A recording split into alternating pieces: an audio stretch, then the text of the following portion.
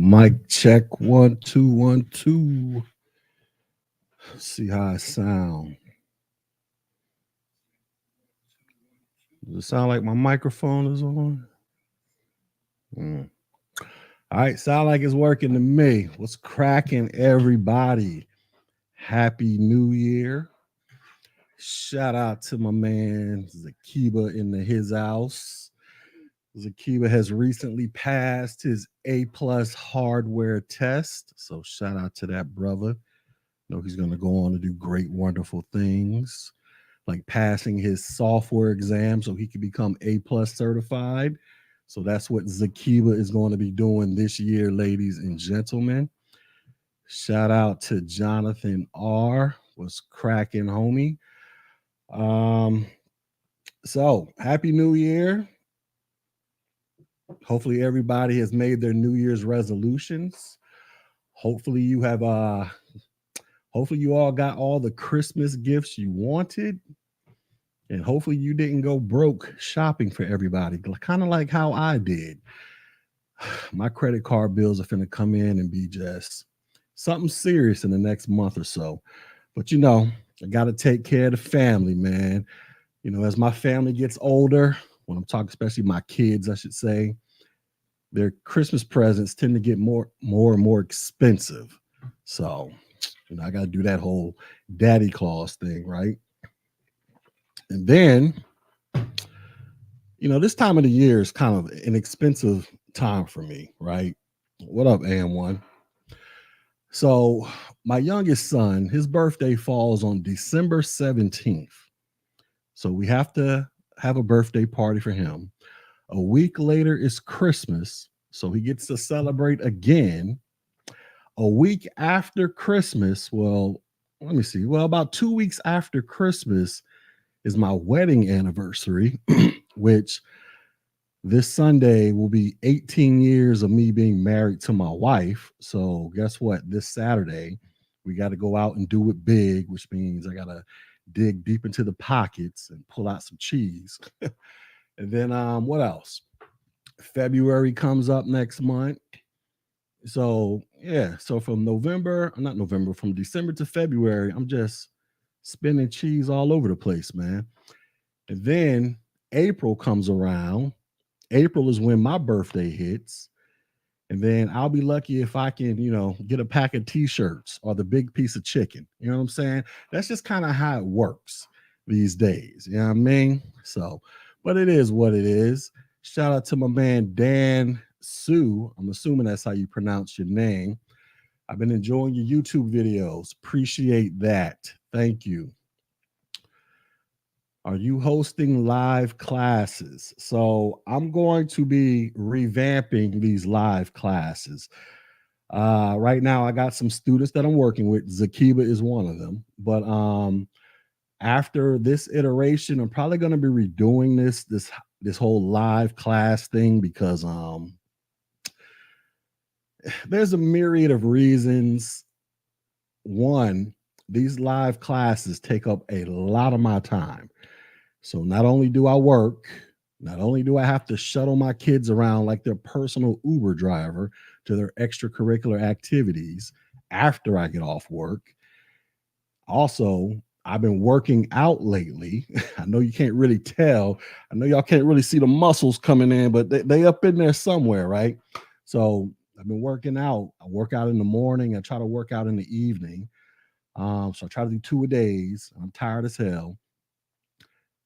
And then, some of y'all want me to do live classes teaching this stuff. So I'm kind of drained. So I got to figure out a way to create balance in my life to where I can continue to educate you all, help you all, help you all pass your certifications so that hopefully you all can go get jobs, get to the money. But at the same time, I got to take care of me. You know what I'm saying? I got to get in shape. Right. I went and spoke to my doctors for my yearly physicals. And my doctor was like, you need to get your fat ass into shape. So I was like, damn, I guess I got to get into shape. So I got to find time for me, man. So, but I'm still going to try. I got to rework it in a way to where I can give y'all the best of me. So hopefully y'all can get certified. but I also got to make time for me because I gotta get this dad bod right, man, so I can go to the beach and start flexing on people. You know what I'm saying? I'm going on a cruise this summer. I'm trying to be on that cruise ship with my shirt off, just walking around glistening. So, I got to get me right. You know what I mean? So, that's what I got to do. But we're gonna figure out a way to make it happen. Let's see. Highly recommend getting in these classes. Yeah, like I say, Zakib is one of my students. He just successfully passed his A+ hardware test. This next week, I think on Tuesday at 7 o'clock, we're going to be starting the A+ software stuff. And then Zakiba is going to go on and successfully pass that as well. All right. Yeah, man. Shout out to Earl. Yeah, I got to be out there glistening. Listen, I'll be 44 years old in April, man. I'm trying to look like I'm 25 out in these streets. Because, my man AM1, this is my dude out there in the Bay Area in Cali. He has a whole fitness channel called AM1 Lifestyle. Suggest y'all go subscribe to it.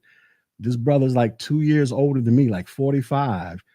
This joker's out here doing handstands, walking around, jumping over hurdles.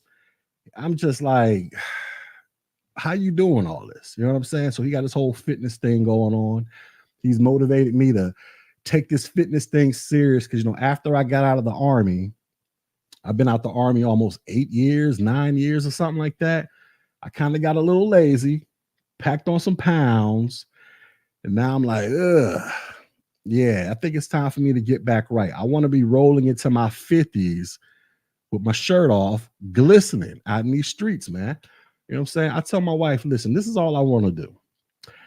I just want to get my body back right to where I can just go outside, wash the car with my shirt off, and then the neighbors' wives are looking at me through the blinds trying to figure out who this dude is. You know what I'm saying? That's all I want.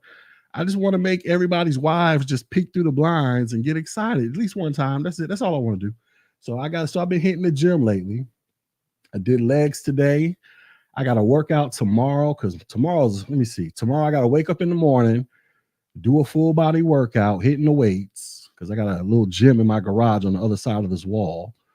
Then I got to go to the barbershop, get cleaned up, get fresh, so I can take my wife out to this expensive ass restaurant and drop God knows how much money on this woman, because we're celebrating our 18-year wedding anniversary. You know what I'm saying? So that's what I'm gonna be doing tomorrow, and then come back here and make some cheesy YouTube videos for you guys. You know what I mean? So that's what I'm gonna be doing. Shout out to my man Free Zone Lou in the building. What's cracking? Let's see. Is there any merit to the Google certificates in your opinion? All right, so I'm gonna come back and answer those questions after I go through the world's greatest slideshow. All right, so let me go ahead and pull my slides up real quick because we're here to talk about 10 reasons that you should be getting certified out in these streets. So let me pull up the world's greatest slideshows because y'all know my voice is a little scratchy right now. I have no clue why. Let's see. This is the one I want to share. I think this is it.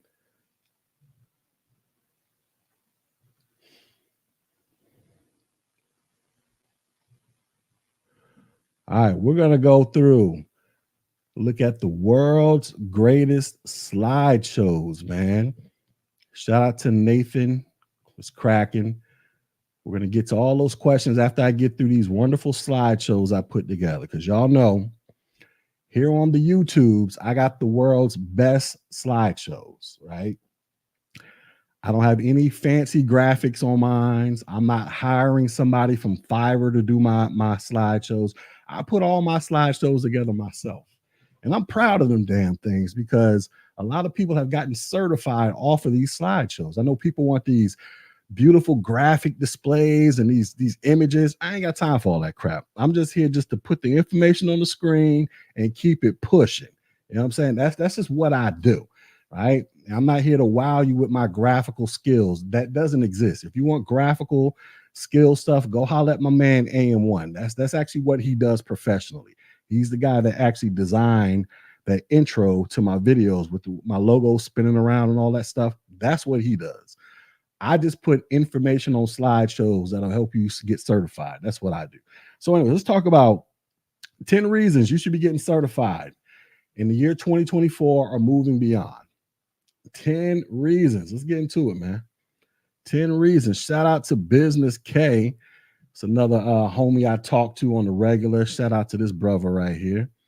And let me stop giving all these shout outs because I got to get through these slideshows. Shout out to Savian. Hope I said your name right. You said, thank you so much for all these informative videos. I'm preparing to take my A+ exam in March. What's some advice you can give me? All right, I'm gonna get back to all these questions, man. Yeah, somebody says I look a little. I'm glad you noticing. Listen, your boy been in there throwing weights around, man. Like I've been locked up in jail. You know what I'm saying? My doctor told me you need to get your fat ass in there and start working out and eating healthy. I was like, man, I guess I need to do what you say, doc. So I've been in there working out, like for real, not just staring at myself. You know what I'm saying? Not looking in the mirror, but actually putting weights on the rack and lifting them shits up in the air. That's what I've been doing. So anyways, let's get to 10 reasons. 10 reasons you should be getting certified. All right, let's get to reason number one. All right, so reason number one, there are plenty of certification options out there for you, ladies and gentlemen. So you guys know me. If you are subscribed to this channel, you know that I mainly focus on the entry-level certifications, IT fundamentals, which is my most popular video on this channel. Then we got A+, Network Plus, Security Plus. Those are the basics that I think everybody should get, which, you know, all of them certs can lay down the foundation for you to get a solid understanding of IT from which you can build upon, regardless of what direction in IT that you want to go. But there are more than just entry-level certs. So you got cybersecurity certifications like penetration testing, CYSA, I think that stands for cybersecurity analyst certification, if I'm not mistaken. You got CEH, the certified ethical hacker. You got cloud certifications, Cloud Plus, AWS, Microsoft Azure, Google Cloud, networking certs, CCNA, and I threw Linux Plus in there. And listen, these are just some of the certs that I just came off the top of the dome with, the ones that I'm most familiar with. But obviously, there's a gang of certs, as you can see on this screen right here. This is the CompTIA IT certification roadmap. As a matter of fact, if you do a Google search for CompTIA IT certification roadmap and you see this picture, there's like a 90% chance you're going to land on my website where this thing is actually posted, where I have a PDF form uploaded on there that you all can look at and download. And this just basically lays out a variety of different paths that CompTIA says, you know, I guess are the most popular that CompTIA stresses: information security, networking, cloud, IT service, and all this other stuff. And then they lay out various certifications you should consider getting along the path. Now, here's the thing about pursuing certs. I always say this: don't be out there just getting certifications just to get certifications, unless you're doing it for your personal pleasure only. When it comes to your professional stuff, you need to be getting certifications that are in direct alignment with the profession, or not necessarily the profession, but yeah, the profession or the job that you are trying to get. Meaning, does this job require you to have this certification? Because if it doesn't require you to have a certification, then there's really no need for you to get it unless you're just doing it for personal reasons, because certifications can cost a lot of money. So I don't need you guys out there just stacking certifications. I've known quite a few people that actually did this in the past. They would just go out there and get, oh, I'm A+, Net Plus, Security Plus, CCNA. I got my AWS. I got my cloud. I got this. I got that. But they're not working in any cloud type of role. You know what I'm saying? But they just got the certification. And like I said, that's cool if it's for your personal pleasure, but for your professional development, just focus on the certifications that the job says you have to have if you want to apply for and hopefully qualify to getting that job. Because one, that'll just streamline you to the process. And two, it'll save you a lot of time and money that you don't have to waste studying for something that you really don't need in order to get hired into this position. All right. But anyways, there are plenty of certification options out there for you. You just need to figure out what lane in IT you want to go in and go out there and get certified. by going to get the applicable certifications that align with your course, your career trajectory, I should say. All right. So that's the first reason. Plenty of certifications out there. All right. Let's go to the next reason. Let's talk about job opportunities. Oh, man. So, according to the BLS, the Bureau of Labor Statistics, they say IT employment is expected to grow by 12% at least until the year 2028, right? I'll be 48 years old. Good Lord. I'll be 48 years old in 2028, right? But IT employment is expected to grow by at least 12%. That translates into roughly 546,000 jobs will be available across the country.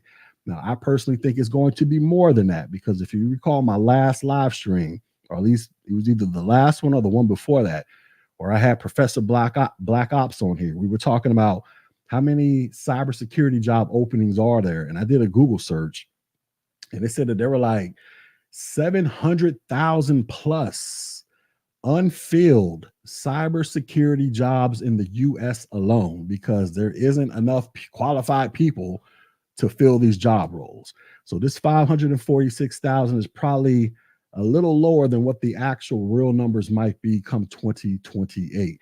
But regardless of what the number is, just understand that it's going to be a high number, right? Into the hundreds of thousands. And so that means there's a whole lot of opportunity out there for you to find a job. Now, it might not be like, so basically, let me put it like this.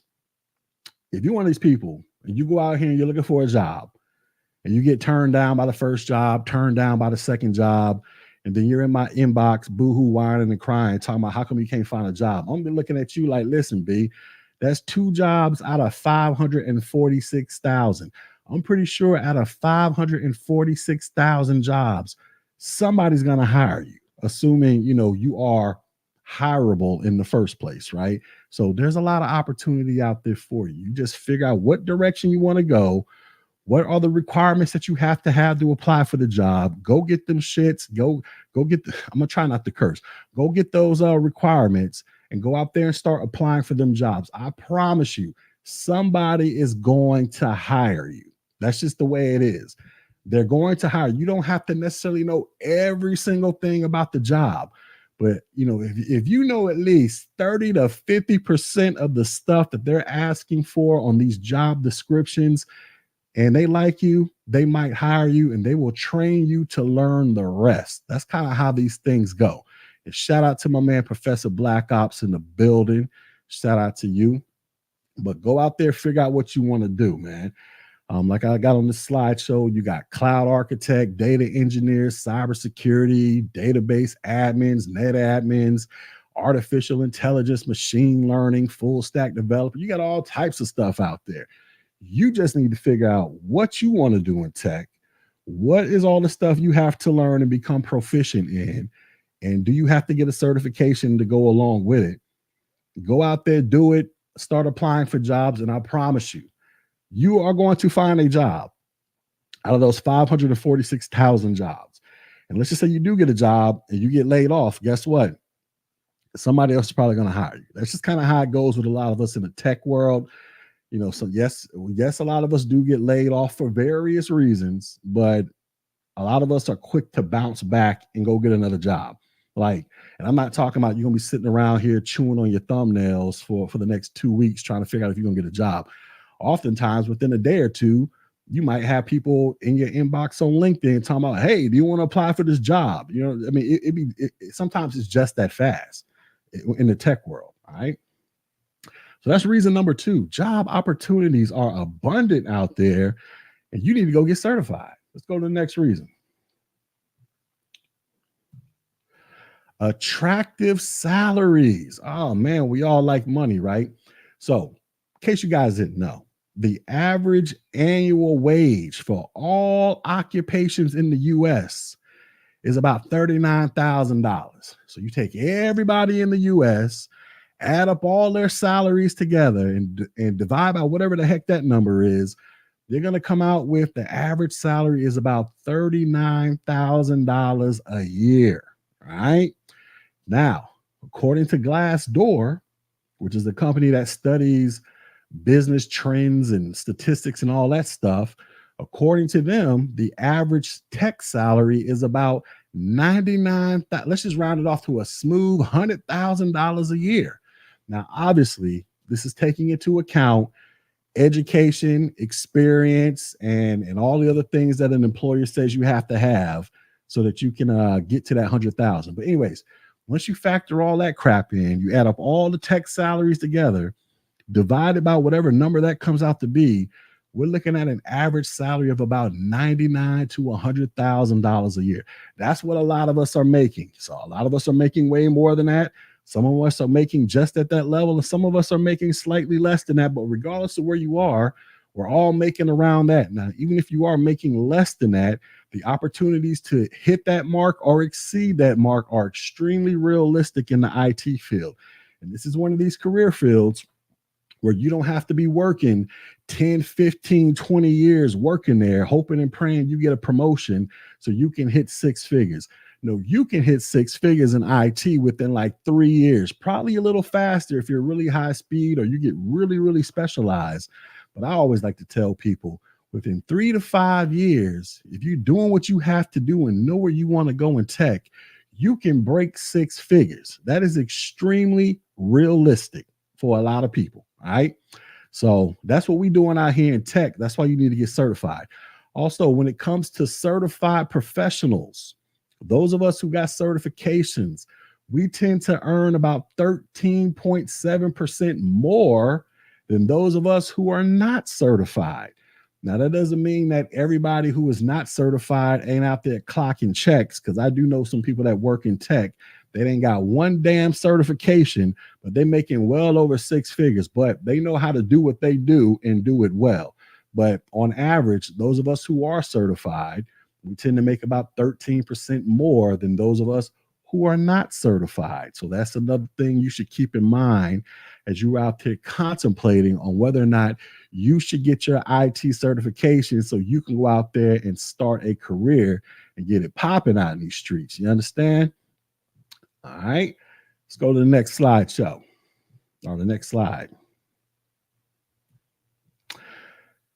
Flexibility and better time management. So I kind of alluded to this in one of them previous slides where I said that there is a huge talent gap. So with that being said, being that we don't have enough bodies to go around to fill all of these job positions, and there's projected to be 500,000 something unfilled jobs by 2028. But like I say, based off of what me and Professor Black Ops were talking about last time, we discovered it was like 700,000 just in cybersecurity alone. But regardless of what number you want to roll with, it is extremely realistic that you can land a tech job without a certification or a degree. I know a lot of people like to push certifications like I do. And I know a lot of people like to push getting college degrees and all that stuff. But there is still opportunity. There's still opportunity out there for people who don't have either to land tech jobs, whether they're entry-level jobs or whatever the case may be, because these people know what the heck they're doing. Now, regardless of all that, I still say you need to go get certified, because that'll just up the odds of you becoming more marketable and hopefully landing that job and possibly keeping that job, because some companies, they might hire you without a certification, and then they'll come back and be like, hey, well, you got to get certified within 6 months of employment. So we hired you, you didn't have your A plus, but you got 6 months to get it. And if you don't have that certification within 6 months, we're going to be getting you escorted off the property. So keep that in mind. So there are opportunities for you to get hired without a cert. Matter of fact, I have a student of mine that actually just did this. A young lady, she got hired. What was it? She got hired before she passed her A plus hardware test. As a matter of fact, I think a week after she got hired, she passed the test, and now she's studying for the software. Anyways, I want to say probably with another week or two, she'll be A plus certified. But anyways, I don't know the stipulations of her job that she got hired with, but I want to say there was a stipulation that she has to at least have that certification within X amount of months of her employment there. And so she is on track to do that. All right. But anyways, go get certified, man. Next slide. Easy access to resources. So listen, There are all types of ways you can go get certified, right? You can go to a boot camp face to face. You can do a virtual boot camp, like some students, my man Zakiba in the chat, like he's doing with me right now. You got online options like TechG's memberships. So you're looking at a screenshot here of all of my playlists. So if you want to go join you a TechG channel membership, you'll get access to all these wonderful lessons and lectures. And you got other ways of doing it. You can go to college, you can go to tech school, you can go sign up for somebody else's stuff. But obviously, I'm going to promote my stuff first. But there are all types of ways for you to go out there and learn this information, man. It's just a matter of, are you going to take the time to learn the information so you can get certified? I mean, that's really the big barrier, so-called barrier is right here. This stuff isn't rocket science. We're not learning Star Trek next generation technology. You're just learning, how does a computer work? How does it communicate? And what are some of the essential things you need to do to protect yourself and the computer and the network? You can learn that stuff, get certified. You could be off to the races starting your IT career. Like I say, this is just the stuff that I teach. Obviously, if you want to go learn AWS, you want to go learn Linux, you want to go learn something more specialized. Now we're talking about stuff that's beyond the entry level starting point. But me, I just focus mostly on the entry level stuff because that is like 99% of my audience. At least that's what I think it is. All right. But anyways, go out there and learn some stuff, man. Somebody said, let me see. Snake Oil Salesman, please come to a competitive market without a degree. Hope you love help desk for the next 5 years. So I don't know what this person is talking about, but we'll address that comment when I get back to it. All right, let's talk about credibility and validation. So IT certifications, they can provide you with credibility, meaning you got certification, we can go pull it up on the website and see that it's all good, and it's all good, right? They can act as evidence for your skills and proficiency, meaning, hey, you got this certification, you got this piece of paper or this PDF file, whatever you're presenting. This proves that, hey, you at least understand the theoretical stuff. It doesn't necessarily always prove you know how to actually do everything, because there are people that'll go out there and just download a bunch of test banks, study the questions and answers, and go out there and pass the cert. But the certification is supposed to prove that you at least know the theoretical stuff, and you can apply that theoretical stuff, hopefully, to the practical application so you can go out there and get busy. They can also enhance your professional credibility by 95% and validate your specialized knowledge by 98%. So your professional credibility by 95%. Once again, you're going out there applying for a job. You say, hey, I'm A+ and Network Plus certified. You put it on your resume and you come to the job interview and you got the damn certification in your hand. Well, guess what? Your credibility just went up 95%. Now, the other 5%, that could be a matter of, did you actually study this, or did you just study a bunch of questions and answers and pass the test? That's where that 5% comes in. And then it can validate your knowledge by 98%. Once again, assuming you went out there and studied this stuff and passed it, you at least have a 98% chance. You at least understand. You understand the theoretical stuff 98%. I guess that's what that's saying. Maybe I'm wrong on that stat. I don't know. But regardless of what the heck I'm trying to say is, get certified, right? That's the most important thing. Go out there, get certified, put it on your resume, go out there and stun on people on LinkedIn. Because on LinkedIn, every time somebody gets certified, they got to tell the whole world, hey, I got certified. And everybody, they get like 1,000 thumbs up, right? But they can post a picture of them helping feeding the homeless or saving an old lady from getting hit by a car. Nobody will like the picture. But you post that doggone certification on LinkedIn, everybody and their mama is going to like your picture on LinkedIn. So get your certification so you can get your likes up on LinkedIn is what I'm trying to tell y'all. Let's go to the next slide. Better marketability. So certifications whose applicants, did I write this right? Let me read my own stuff right. Certifications whose applicants drive to achieve. I think I wrote that all wrong. I think, what am I trying to say on that first line? Certifications whose applicants drive to achieve as well. I must have been drinking when I wrote this. I think what I was trying to say is Those who get certifications, those applicants tend to show that they have some type of drive to achieve uh, getting certified, getting certified, as well as a commitment to the profession. I think that's what I was trying to say in that bullet point. Basically, if you sit down and study for a certification, oftentimes that's a lot of information that you're trying to learn. So if you can sit down, put yourself on some type of schedule to study it and go get certified, well, that shows that you have some type of drive to achieve that goal, because getting a certification isn't easy for a lot of people. I mean, for some people it comes easy, but for the majority of us, even to include myself, it can be a little challenging to where we actually have to sit down and dedicate time to actually learn and try to comprehend and master that information.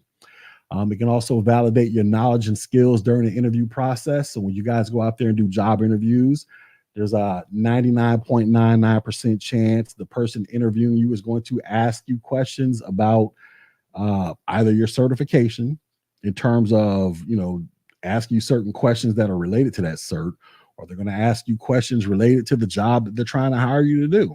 So if you can pass a certification, and especially if that certification has relevant information that is directly related to the things that you're trying to get hired to do, and you know how to answer those questions, that'll just up the odds of you hopefully landing that job.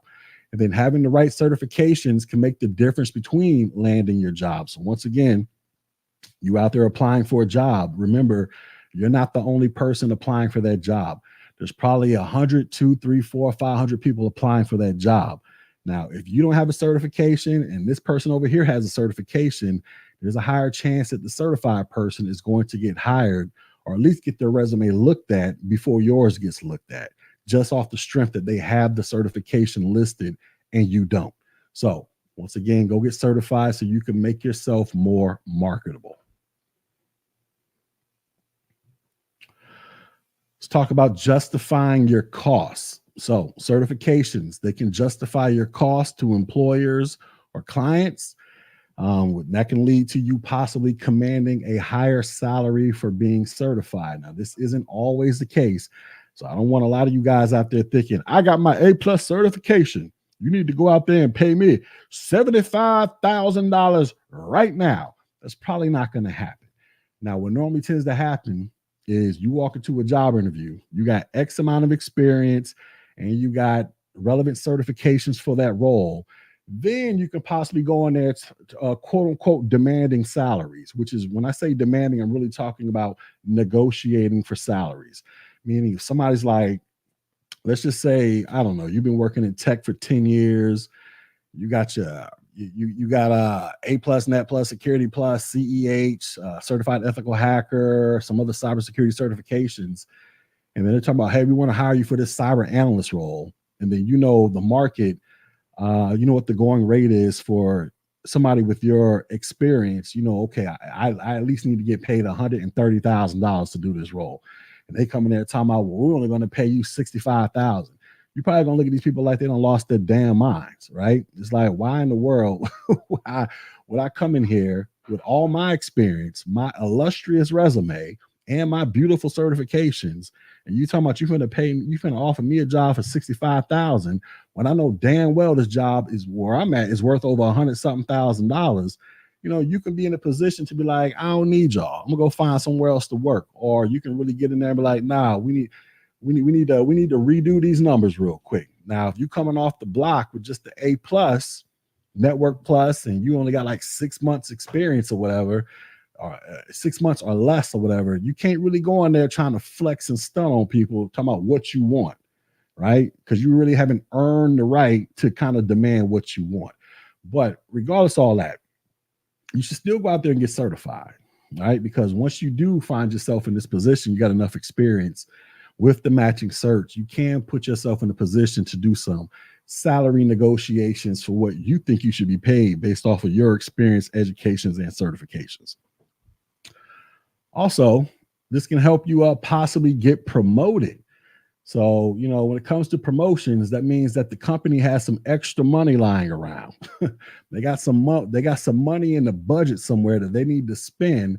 And some of that money might need to be allocated towards giving somebody a promotion or bumping their salary up. So One of the fastest ways you can figure out, well, who needs to get promoted? Let's just figure out who got certified, who's out there actually doing the job and got the certifications. You might be the first person that we look at, say, hey, we're going to give you a promotion and we're going to bump your salary up. So keep that in mind. All right. Let's talk about professional and personal development. So, getting IT certified, this can help you keep your skills fresh and relevant by learning new technical skills, right?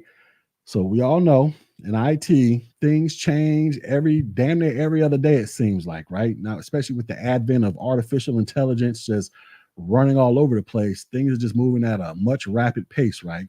So, in tech, things you learned 10, 20 years ago may or may not be as relevant today as they were 10, 20 years ago. So you need to go out there and keep yourself fresh. Now, once again, that doesn't necessarily mean you have to go out there and just load up on every single certification that you can come across.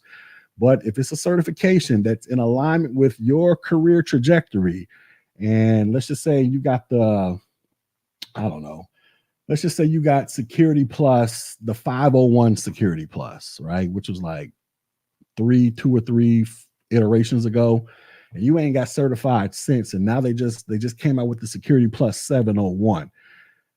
It might be in your interest to take a sneak peek at the material to see if, I need to go in there, kind of tighten up on my Security Plus stuff, right? Just so I can stay fresh with the latest and greatest information. So that might kind of help you out. Also, this can help you better network with other professionals in your area of expertise, which could lead to other personal and professional opportunities. So, what does that mean? You might find yourself going to conferences, learning new information, out there shaking hands, kissing babies, meeting with people, some tech conference or something like that. You're out here going to another boot camp, or you're taking some class over here so that because your company wants you to take this class so you can learn this and learn that. While you're out there learning this and learning that, you're out there meeting people, shaking hands and all that wonderful stuff. Or you're out here making YouTube videos like me, where you're out here meeting people all over the damn place. Like I've actually ran into quite a few people who see me offline in real life, like, hey, ain't you Tech G? I'll be like, damn it, somebody spotted me, right? But yeah, that's kind of, that's the type of stuff that happens, right?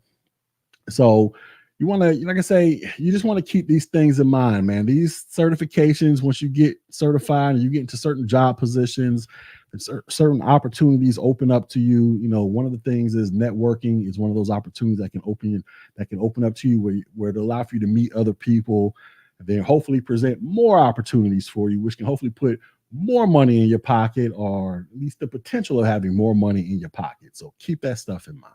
All right. Let's talk about a confidence booster. How many more of these slides I got left? Let me see. Is that the last one? All right, this is the last slide. Yay. All right, so this is the final reason. Reason number 10 as to why you should get certified. This is a confidence booster, right? So there was some random study that I read that said a person's confidence levels can soar by 88% when they successfully pass a certification exam. Now, I don't know how true that is, but regardless, I do believe that your confidence can go up, because I'm a person that teaches certifications, how to pass these entry-level certifications.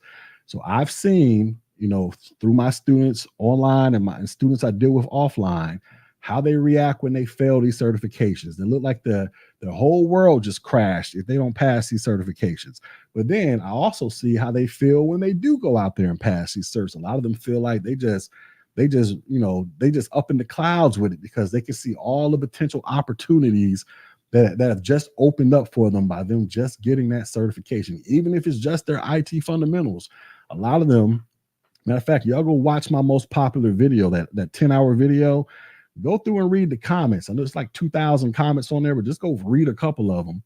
There's a lot of people that leave comments who be like, "Ooh, I can't believe I passed this test, and thank you so much for teaching me this information. I didn't know this, and I have a better understanding of IT in general, yada, yada, yada, thanks to this video," to where they feel confident enough to go take the next cert, which might be A+ or Net Plus or even their Security Plus, because they passed that initial entry-level IT fundamental certification. So this can boost your confidence up. What else I put on this slideshow? But anyways, passing these certs, getting that confidence boost, And like I said, that just lets you know that you've made yourself hopefully more marketable so that you can go out there, start applying for these jobs. And you know that somebody is more than likely going to hire you, especially if it's an entry level job. And there's nothing wrong with entry level jobs. We all got to start somewhere. But also, entry level, they do have a high turnover rate because a lot of people get in there, do what they got to do, learn what they got to learn, and they move on to something else. But like I say, that creates like a little vacuum or a little opening for you to come in there and fulfill that role if you haven't gotten yourself into tech yet. So go out there, get certified, get your confidence up so you can get your bank account up, is the moral of the story, ladies and gentlemen. So these are my 10 reasons as to why you should consider getting certified in the year 2024 and moving beyond, because you ain't got nothing else to do. You're just sitting around here watching YouTube doing nothing else with your life. Go get certified, ladies and gentlemen. Go get certified. All right, that's my slideshow, man. World's greatest slideshow. So let me go ahead and get to some of these questions that y'all have. Let's see what y'all in here yapping about. Let me go to the top. See what I missed. Let's see. I think I already covered that one. Oh, here we go. All right, my man Dan says, is there any merit to the Google certificates in your opinion? So I'm not Google certified in anything. Now, I've done videos on the Google certificate in the past. I did a video, or at least one or two videos, like 2 or 3 years ago. So I got to go back and rewatch my own video because I don't remember exactly what I said. But based off of my my limited recollection, I think the Google certs, if I'm not mistaken, at least the cybersecurity one or even the networking one.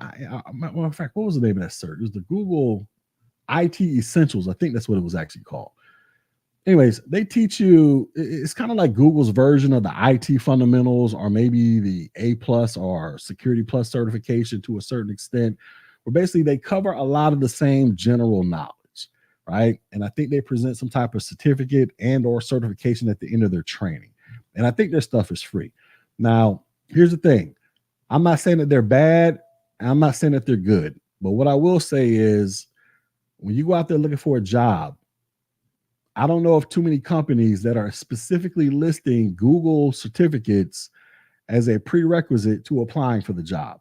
Now, that doesn't mean that you can't list it on your resume and submit that to try to apply for the job.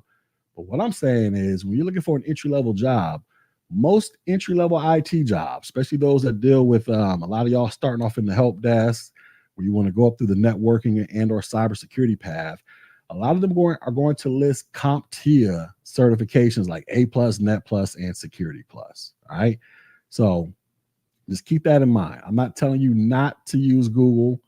Like I say, a lot of the stuff that they teach, where they're teaching you about LANs and WANs and various components of the computer, a lot of that stuff is taught in CompTIA as well. I mean, it's all the same information at the end of the day, but it's just one certification, i.e. CompTIA stuff, is way more recognized and listed on more job descriptions than you'll find of Google. Like I say, when I go out there and I look, when I'm out there just doing a little research, I don't think I've ever come across a job description asking for a Google certificate. But I always see CompTIA listed, for the entry level, mainly for the entry level jobs. So hopefully that answers the question.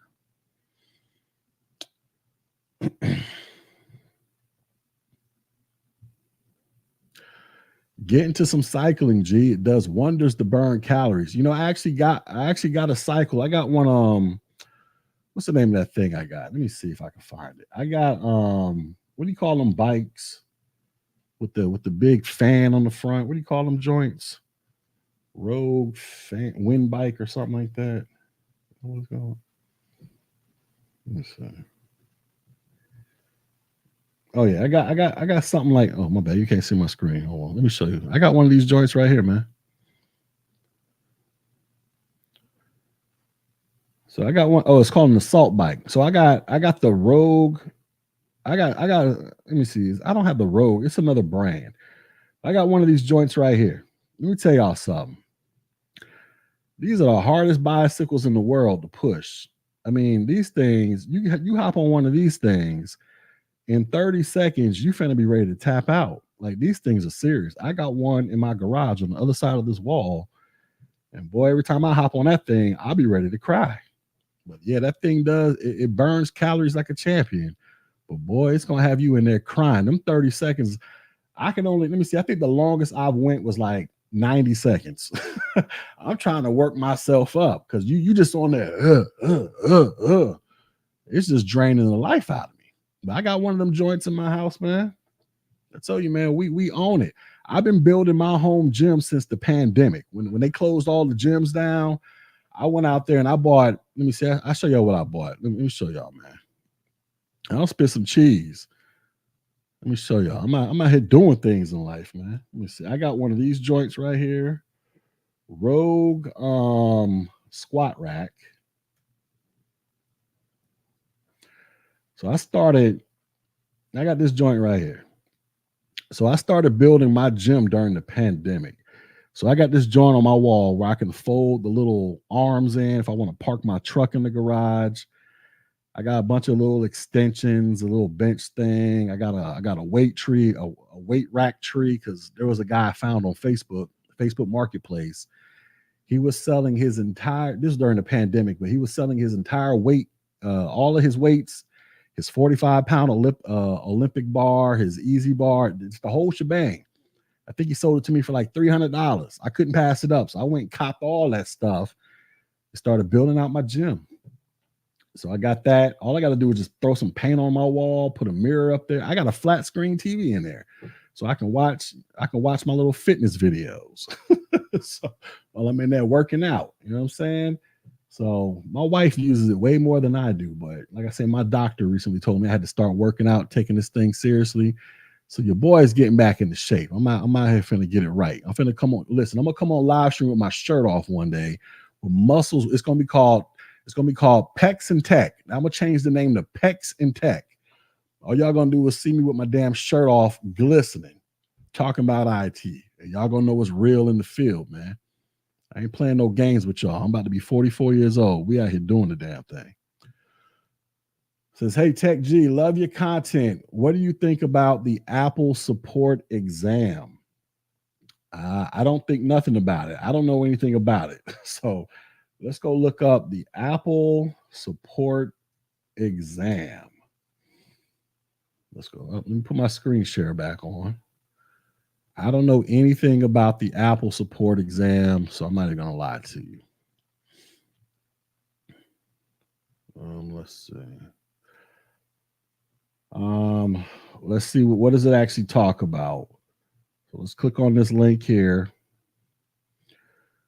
I'm assuming this is the information. So I'm assuming it's an exam to get you competent on all devices that are Apple. I'm assuming.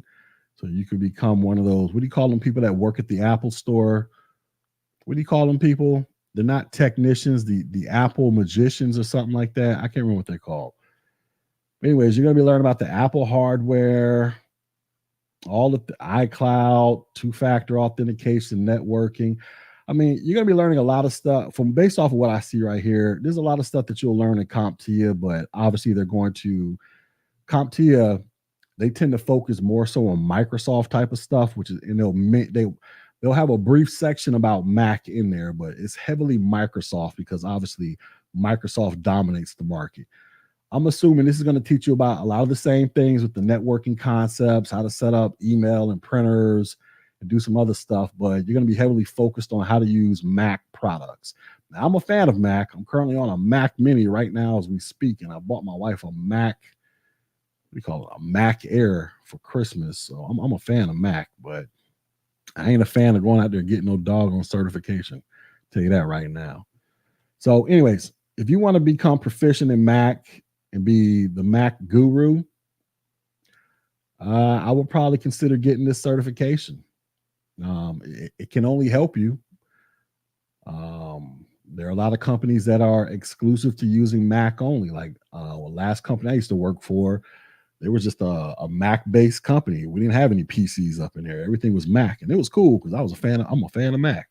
All right. So Yeah, if you want to work with Mac machines and be the Mac daddy out in these streets, then go out there and get this Mac, man. This Apple, what is this thing called again? The Apple device support and whatever other certifications they may have. Like I said, I've never really looked into them because I really don't care too much from my professional experience. But if it's something that you feel like you can benefit from, then go out there and get it cracking. You know what I'm saying? Hopefully that answers the question, Mr. Nathan. Let's see. Sabian, thank you so much, Tech G, for all the informative videos you post. I'm preparing to take my A+ exam in March. What is some advice you can give me for the A+? Study. Study. It's a lot of stuff in A+, man. Remember, it's 2 tests, hardware, software. You got to pass both to become A+ certified. In each test, if you go pull up the PDF file for the course objectives for the A+ hardware, or excuse me, the A+ Core 1, I should say, and the Core 2, which is also known as the software. But anyways, you go pull up the objectives. Each objective is like 19 pages long, 19 pages of information. It's a lot of stuff to digest. So you say you plan on taking the exam in March. I'm assuming you're taking the hardware exam, and then you're going to take the software exam probably a month or so later, because you're not going in there to take just one test and become certified. Remember, it's 2 tests. Core 1, also known as hardware, Core 2, also known as software. You got to pass both exams to become A+ certified. But anyways, whichever, and you can take either test in either order. It's just most people start off with the hardware, then they go to the software. But regardless of what it is, you need to develop a study plan. Be like, hey, I'm gonna study 30 minutes, 45 minutes to an hour every single day. Get your notebooks out, your pens, your papers. Sign up for Tech G's courses on YouTube. Go get my study materials off my website and get busy and just get it cracking. Just get to studying. Go out there and get your. Here's the thing: if you're going to actually take the test, go get your voucher first. Go pay for your voucher. I sell discounted vouchers on my website, but go get your voucher, pay for your exam, lock in your date, and then start studying. Because if you do that, I promise you, there's probably gonna be a way higher incentive for you to study, because you've already put some money on the line.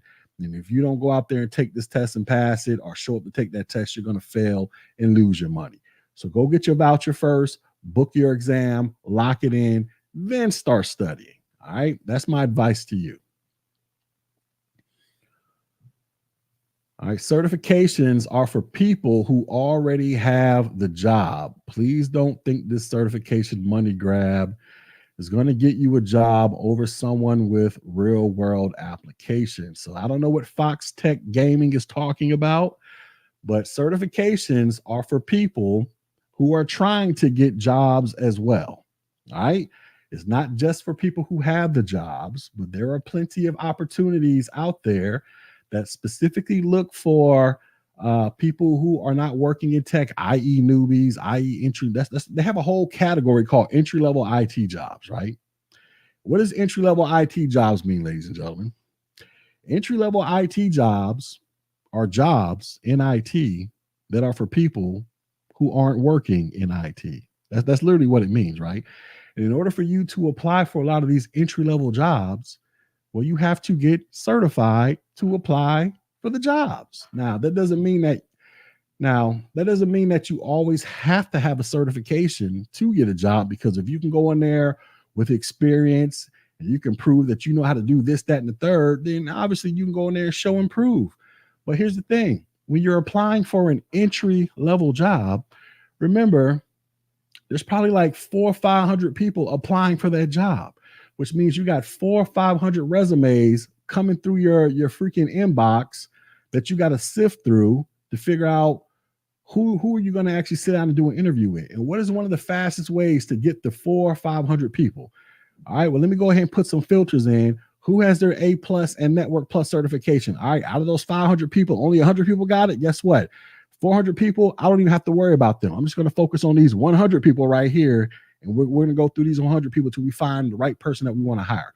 That's how this works. So yes, certifications are for people who are trying to look for jobs as well. even if you already work in IT, let's just say you've been working in tech for 2 or 3 years, and you're trying to transition into a cybersecurity role, but you don't have any cybersecurity certifications. Well, guess what, Fox Tech, you're going to have to go out there and go get certified so you can apply and transition into that cybersecurity role, or that cloud role, or that database development role, or network, whatever role it is you're trying to go into. So certifications are important. It's not just for people who work in tech, but it's also important for those who haven't gotten a job in tech. I mean, trust me, I'm the guy that teaches this crap. I've been doing this for 20 something years, but my opinion is my opinion. All right, y'all go sub the Fox Tech, man. He knows everything. Shout out to Professor Black Ops. Should I drop the link, Professor Black Ops? You up in here still? Should I drop the link?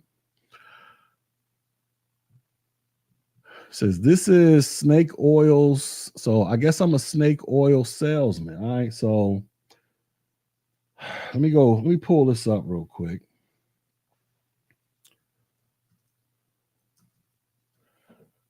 Matter of fact, let's see. So I don't know. See, I'm assuming Fox Tech hasn't gotten certified, or maybe he's gone through my stuff and hasn't passed. But you guys go to my community tab. Y'all tell me how much of a snake oil salesman I am. These are real comments left by real people who watch my videos, right? I passed. I watched your video and passed. Smokey the Bear, whoever that is. Uh-oh, is that a certification? Oh, matter of fact, this is actually Zakiba. Zakiba's in the chat, or he was in the chat earlier, but this is actually his test result. This is somebody that actually taught over the last 2 months, or however long it's been, how to pass the A+, at least the A+ hardware. He passed. I passed. Up. Somebody else who passed because they were taught by me. Who else we got? Let's see. Oh, I passed. Pass. Pass. Pass. We just keep going. We just keep all going. I don't know too many snake oil salesmen who puts up all this stuff from people who've used this stuff to pass certifications. You know what I'm saying? So y'all can I don't know what this person's talking about, but I'm just saying, when people use my stuff and they send me comments, or they send me their certifications or testing results, I post it on the YouTube so everybody else see it. You know what I'm saying? One to, give these people a shout out, but I don't know what this person's talking about, man. But shout out to Fox Tech. Appreciate your you being here, though. Are DevOps roles viable without experience? I don't know. I'm gonna say no. There's a YouTuber. What's his name? I think I can't think of his name, but there are YouTubers that are way more versed in that particular role, that area of tech, than I am. I'm not the god of everything IT. I just know certain things about tech, right? Because I came up mostly the networking path. That's how I actually got started in tech. So that's my lane of most of my expertise. I know a little bit about this, that, and the third over there, but just my general overview of DevOps, no, is one of those roles that you're probably gonna have to transition into. Let's see. What up, bro? What up, Justin? He says, what up, bro? What do you think about being unconfident in help desk and working? Let me get this off my screen. Hold on. All right. What's up, bro? What do you think about being unconfident in help desk and working 2 jobs just to get experience, part-time in tech? What do you mean by unconfident in help desk? What does that mean? What does that mean? You're like working. I'm trying to figure out, what does that mean? So are you working a help desk job and you don't know what you're doing, or it just kind of got you flapping in the wind trying to figure some things out? Like, I'm not sure what you mean by being unconfident in the help desk. And then you say you're working 2 jobs just to get experience, part-time in tech. So is one of those jobs a part-time tech job, and then you have another full-time job doing something else? Is that what you're saying? I'm not exactly sure what you're asking here. Oh, so that's okay. I'm only reading the comments on my phone. So you say, okay, so you say you're working another job and you're working part-time in tech. I mean, I guess that's cool if you got the time to do that. If you got the time to work two jobs, that's fine. But if you want to work, here's the thing. So have you looked for a full-time job in tech? Because I mean, I don't know where you live at and what area you are in, but if you were able to find a part-time tech job, I would imagine you were able to find a full-time tech job. It's like, is that a possibility in your area that you've explored? Because if you want to work in tech, then it's probably in your best interest to try to find you a full-time tech job, whether it's just a contract job where you're working 6 months to a year, with the option to get hired on full time, or you just work there just to get the experience and to go find you another job. I mean, are these some of the things going on with you? But anyways, I'm trying to read the comments because I don't have it pulled up on my screen over here. But excuse me. All right, hold on. Let me see. You say because they aren't going to pay a livable wage. Like who is okay? So I'm confused, Justin. Who's not paying a livable wage? The part-time tech job or the full-time job? Like which one are we talking about here?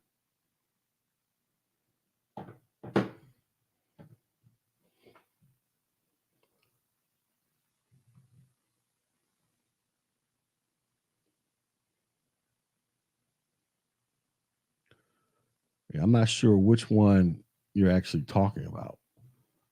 Let me see. Did you leave a comment? Let me see. All right, I'm gonna wait for you to respond because I'm not sure. So all I'm saying is based off of the information you gave me, if you're able to find a part-time tech job, I would imagine you can find you a full-time tech job. Oh, so you're saying the part-time tech job isn't paying a livable wage. So I'm assuming they're probably paying you the bare minimum of minimum wage of like what, 14, $15 an hour or something like that. Um, if that's the case, they're not paying enough money, then obviously you're gonna probably keep your full-time job doing whatever. I mean, what you can do, you can work that part-time job. I don't know how long you've been working there, but work there long enough to build up whatever experience you can build up so you can add that to your resume. So you can put your resume back out there and hopefully put yourself in a position to land a full-time job paying a full-time livable salary, if that makes sense. So just use the part-time tech job that's paying you scraps to get whatever experience you can get so you can fatten that resume back up, right? Just use it for that. You work there 3 months, 6 months, or whatever. That should be more than enough time for you to get experience doing whatever they got you doing so you can jazz that resume back up. All right. Snake oil salesman, please come to a competitive market without a degree. Hope you love help desk for the next 5 years. So here's what I'll say about this. All right. A lot of people like to stress getting college degrees. And then sometimes you'll see on job postings that you have to have a degree to apply for an entry level help desk job. Well, the reason why they do that, they're just doing that to weed out the number of applicants who are going to apply for that job. Because if you live in a major metropolitan area like New York, Washington, Atlanta, San Francisco, or something like that, or hell, even the city of Orlando where I live at, right? And you put we got an entry level IT job working at help desk paying $25 an hour. Dude, you're gonna have about 1,000 people apply for that job. I mean, that's just the way it's going to work. So, what are some of the ways that you can cut down on the number of people that you got to interview? Well, one of the easiest things you can do is just put you have to have a college degree to apply for the job. That'll weed out probably about out of 1,000 people, that'll weed out probably like, I don't know, 700 people right there. So now you're down to 300 people. Now, here's the thing out of those 300 people, I promise you, they're going to find more ways to weed that number down And then when they get that thing down to about 10, 20 people that they're actually going to interview, I promise you, especially if it's like a help desk job, I promise you, your college degree ain't going to have a damn thing to do with the job. Nobody's going to be asking to see your college degree. Nobody's going to care if you got a college degree. They just put that on there to limit the amount of people that are just going to apply for the job because they know they're going to be overwhelmed with everybody and their mama trying to apply for the job. That's all. That's the reason why they put that on there. Everybody who's worked in tech for a significant amount of years, we all know nobody needs a damn college degree to work an entry-level IT job doing some help desk type of stuff. Nobody needs one. That's just a way to prevent everybody and their mama from applying for the job. Now, if you don't have a college degree and you still want to apply for the job, well, that one job listing might prevent you from applying. But guess what? That ain't the only damn job out there, especially if you live in a major metropolitan area. There's probably like 20 other people advertising an entry-level IT job. Just go out there and find the ones that don't say college degree on there, right? That's what you got to do. I mean, these things are abundant. So somebody sitting here telling you, well, you're not going to find you a job in a competitive market. This person doesn't really understand why they put that on there. And this person might be discouraged because Fox Tech probably doesn't have a college degree and he's gotten, and nobody wants to look at his resume. I'm assuming that's what's going on with this person. But I always give the example of my brother, right? My youngest brother, right? My two younger brothers are twins, right? They'll be, how old are they? They'll be 40 years old in May. Good Lord, right? So the youngest twin is a college dropout, right? My brother makes like 160, 170,000 a year working in tech. Ain't got one college degree out there. How was he able to do it? You know what I mean? Is CCNA still worth it? Just not seeing net admin roles on Indeed. So when you were coming up in tech, if you were coming up in tech like me in the early 2000s, CCNA was the gold standard back then. Everybody and their mama, if you got you a CCNA or one of them specialized CCNA certs, you were the man or the woman back in the day, right? Now, CCNA today, I think it's still worth it. I think they're still worth it, but obviously everything is about the cloud, and then we're shifting to AI and machine learning and some other cybersecurity as well. But I think it's still worth it in the networking world because obviously it teaches you. It's. I always say CCNA is like the Network Plus certification. Network Plus basically teaches you, hey, these are routers, these are switches, and this is what they do. CCNA is pretty much identical to that, except you're just focused strictly on Cisco devices and Cisco network, Cisco routers and switches. They pretty much dominate the market out there. So it's not going to hurt you to get a Cisco CCNA, damn, I forgot what it stands for. Cisco Certified Networking Associate certification. It's not going to hurt you to get one because there are still jobs out there. Like I said, if you want to go into the networking path, there's a lot of jobs out there that will ask you to have the CCNA certification. So network admin, junior network admin, network engineer type of jobs, they'll ask you. And then you can still use those certs and transition into other roles like cybersecurity, cloud, because a lot of those things are kind of they all bleed over into each other. So, but yes, I still think it's worth it.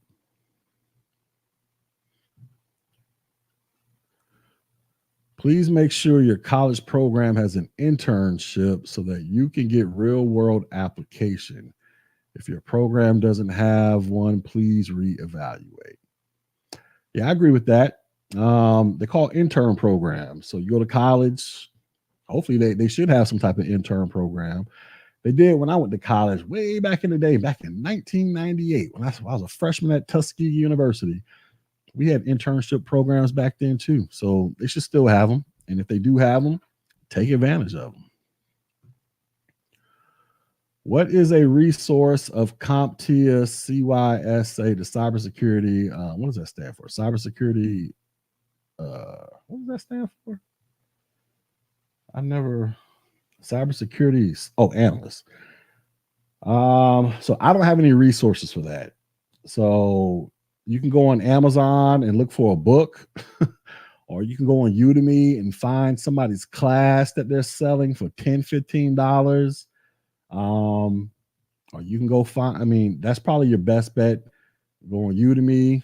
I'm pretty sure somebody on Udemy is selling the class for 10 or 15 bucks. Or Amazon, they got like 1,000 million books out there you can pick from.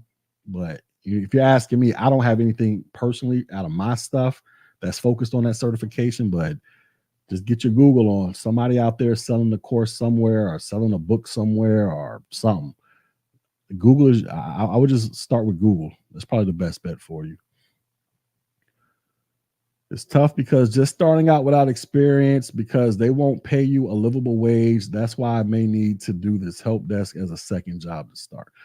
Yeah, I get it. Yeah, you're not going to come in a lot of instances making top dollar doing help desk. I mean, that's literally a job. At least, let me see. Down here where I live at, I think you can get a help desk job. I think they pay on average like 20 bucks an hour down here. But there are some other places that'll pay like $14, $15 an hour. I mean, it's just the bare bones entry level job.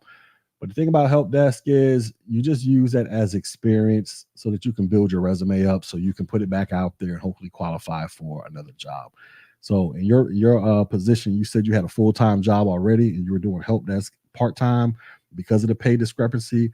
I would keep doing that just to get the experience so I can build the resume up, put it back out there, and hopefully qualify for a full-time job that's paying way more than what the help desk is currently offering you. Yes, an assault bike. That's what I got. Please break down the cost of these wish certificates. All right, I don't know what wish certificate. I don't know what you're talking about. I came to this live towards the end. Will it be reposted on your channel to watch another time? So this live will be posted up in my members only section, which you can sign up for $1.99. But I also take the live streams and I chop them up into individual videos. So if you go to my YouTube channel, let me find myself on YouTube first. All right. So anyways, all my live streams, I put them up in here, right? But like I say, what I do, I take the live streams and I cut them up into individual videos and I just release them like that. So every other day I post something. So eventually it'll make its way on here for everybody. But like I say, after this, I put this behind the members only for those who sign up for like my $1.99. They want to support my channel. You know, they get to watch them all day, every day up in there.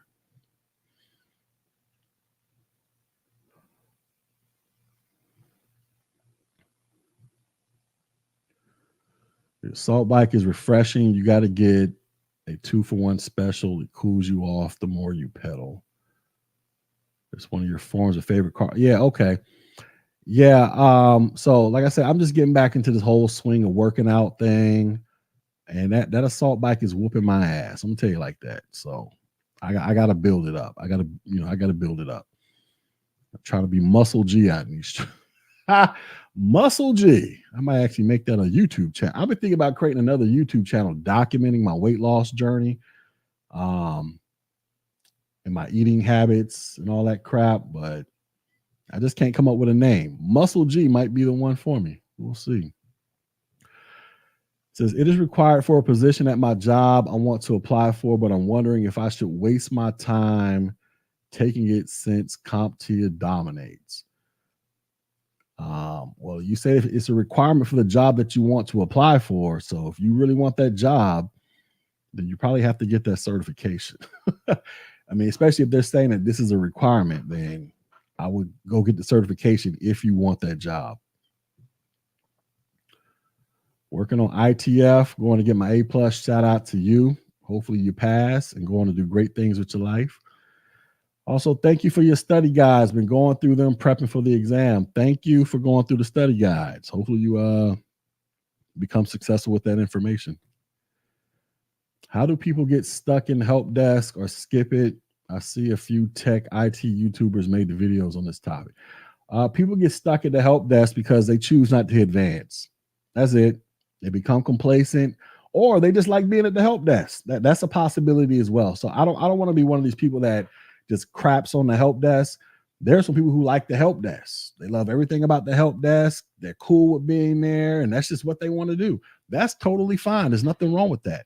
But based off of what I've seen, most people get stuck at the help desk because they did just enough to get hired at that job, and they got a little bit of money coming in. It's relatively easy. It doesn't really require a whole lot of overthinking. I mean, you answer the phones, you're putting in some trouble tickets, and you're doing some low level fixes like resetting username and passwords, hooking up printers and stuff like that.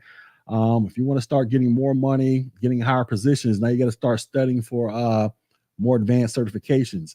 And this is where people get turned off about IT, is studying for those certs. Even people who work in IT, they don't like to study for certifications. There's a lot of them who don't want to go out there and get certified, or they have to force themselves to go through the certification process.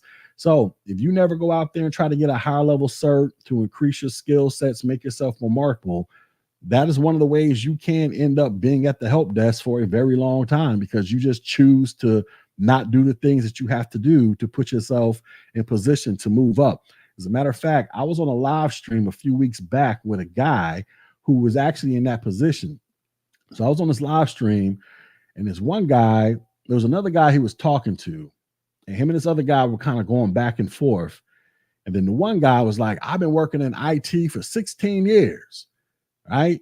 And then I came into the panel and I was like, well, I've been working there for 20. So basically, it was kind of this thing of, I've been working in tech longer than you. So my voice means more than you. I have more authority, more say than you. So I was like, well, I've been working in for 20 something years. So I'm the boss of this live stream. It was on some crap like that. Right. But anyways, old buddy had mentioned, he said he had been working in tech for 16 years, but he had been working at the help desk for 16 years. So when I came into the thread, I was like, what you mean you've been at the help desk for 16 years? Because he was talking to another dude who was a cybersecurity professional, and this guy makes like $200,000 a year, but he's only been working in tech for like 10 years. But you got this help desk dude who's been doing help desk for 16 years, trying to flex on the dude because he got more time in the industry. But it's like, who cares if you got more time? Your position is down here compared to his. Anyways, that particular guy, once we got to talking to him, once I got to ask him, like, how did you, like, what happened in your career? It took him forever and a day to admit that he never did the things he was supposed to do to move beyond the help desk. Like, he had become complacent. He didn't want to study for any other certifications. He did just enough to maintain his help desk type of role jobs. And that's what he did. Now, part of me thinks he was cool with that, which, like I said, I didn't really come down on the dude, because I'm like, maybe that's what he wanted to do.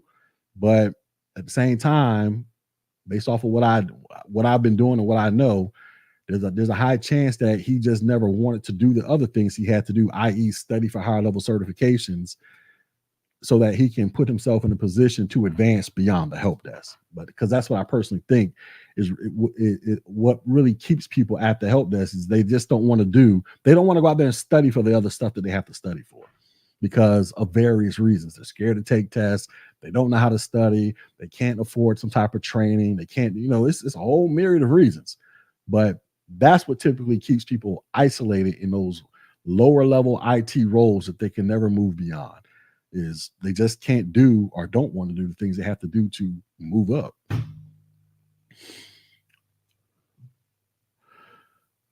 Let's see. All right, shout out to Justin. What are your thoughts on working for the government in tech cyber? I did see your video on top secret clearance. So working for the government in tech, well, I know a little something about that. I was in the Army for 13 years. That's how I actually got started in tech, was through the military. And so I used to work for the National Security Agency, the NSA, doing secret squirrel stuff, where I was an IT guy in charge of this like data, quote unquote, data center worth like $500 million. Used to be on the other side, on the opposite side of my wall. Well, not this wall, but the wall of my office back then. It was a building with no windows I used to work in. I used to go in, we used to be dark outside, come home 12 hours, leave 12 hours later, be dark outside again. So And yes, I had a top secret clearance. I'm still in the system as having a top secret clearance. I've had a TS clearance since 2003. All right. So I say all that, and plus I've been deployed and did all that stuff. Anyway, so I say all that to say, if you can get you a government job working in tech, that's great. Right. There are plenty of government jobs out there. Especially if you can get a job and you have a clearance to go on top of that. Oh, that just puts potentially even more money in your pocket, right? You want to go work for, matter of fact, where I live at, NASA's right down the street. Um, what's that company that makes a bunch of airplane parts? Not Boeing, but what's the other one called? Damn it, I can't think of the name. Anyways, there's a whole bunch of companies that do government contracts with NASA and Boeing and all this other crap that is right down the street at Cape Canaveral. They got a bunch of IT jobs out there, but you got to have a clearance to apply for those jobs for obvious reasons. If you live in and around a military base, and they got IT positions out there, like when I used to stay in Augusta, Georgia at Fort Gordon, obviously there was a whole bunch of IT jobs out there. The NSA, you live in the DC area. If you wanted to be a contractor at one point, working overseas in Kuwait, Afghanistan, Iraq, I know we're not in Afghanistan anymore, but there's a bunch of IT jobs over there. And a lot of them do require security clearances, at least the interim security clearance or whatever. But even those clearances could put more money in your pocket if you can get you a job overseas. And a lot of that money is like, I want to say, get you a job in Iraq, Kuwait, or Qatar doing IT stuff. A lot of them people were making at least $100,000 or like the first 90 tax free or some crazy crap like that. And I think they're still doing that, if I'm not mistaken. But anyway, let's say government IT contracts, contracting jobs are very lucrative. You can make a lot of money. They're just like any other IT job, except you're just working for the U.S. government in some capacity. And like I said, if you got a clearance, that's great because you can take that clearance and take it with you to another company, a private company, depending upon what they do, they might require you to have a clearance, yada, yada, yada. And that can, possibly put more money in your pocket when you start talking about salary negotiations and all that crap. So yeah, I will go out there and if you qualify for that stuff. Now with a clearance, you can't just go out there and just be like, hey, let me get a clearance. And then you go to the clearance store and then they just start issuing out clearances. Typically the company has to pay for it, right? So here's the thing. Clearances, security clearances can be expensive, right? Especially the higher the clearance level. So like I say, I've had a top secret clearance since 2003, since I was 23 years old, right? They did background checks going back like 15 years to my middle school years, right? They was out there knocking on doors, asking everybody and their mama, whoever had contact with me in the last 15 years, what type of person I was, yada, yada, yada. My credit history, even though my credit history was only a few years old at that point in my life, but they did an extensive background search on me, right? Just to give me my TS clearance at 23. But that TS clearance is extremely valuable. So as long as I don't get arrested and do some crazy stuff, because if I want to go work for another company right now, all I got to do is just list on my resume, I got a TS clearance, and they're going to pull my stuff up in the system. And guess what? That company's not going to have to spend tens of thousands of dollars to do an investigation on me because the investigation was done by the federal government. So that's another benefit for those of you who are in the military and you get into a position to where the unit that you're attached to gives you a security clearance. Get the clearance because that can turn into money when it's time for you to get out and go get a job. Because like I said earlier, the company doesn't have to launch a new investigation on you. They've already done the investigation so that you got the clearance. So guess what? You can come in and that might boost your salary up $10, $15, $20,000 just because you got the clearance. All right. So yeah, it's extremely worth it if you can get one. Yep, that's right. True about the degree weeding out people. Yep, that's the only reason they do it. They put college degrees. You got to have a college degree to apply for the help desk job. No, you don't. They just did that just to prevent 1,000 of y'all from applying for the job. But even if you don't have a college degree, I would still apply any damn way. It's a help desk job. How did your brother get to where he is without a college degree? Can you talk about it more? So my brother dropped out of college his first semester of his freshman year. He was going to Embry-Riddle, which is the college in Daytona, and he was out there partying, living like a rock star.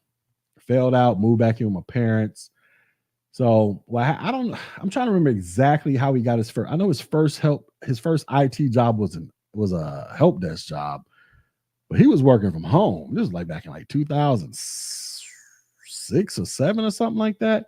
But I think my brother got put on through my father. Oh yeah, I forgot to mention that. So here's the thing when it comes to getting a job. Networking is the creme de la creme for how to get a job, no matter what it is that you're doing. Who you know and who knows you is the most important thing in life. Then in tech, it's certifications, then college degree. Wait, my bad, I said that wrong. Networking, then experience, then certifications, then formal education like college degrees. So getting back to my brother, I think he got put on through a person that was going to my parents' church that worked for a company, right? So I think that's how my brother got his first IT job. Somebody that went to my parents' church that knew my parents worked there. I don't know what, like I said, it was years ago. I don't know what department they were working in, but they helped my brother get his first IT job. But anyways, he started off doing some help desk stuff, resetting username and passwords, but he just kept getting better and better and better at it. Then he eventually transitioned into a cybersecurity role after like 8, 9 years of doing that. Like I say, the first 8, 9 years, it started off help desk.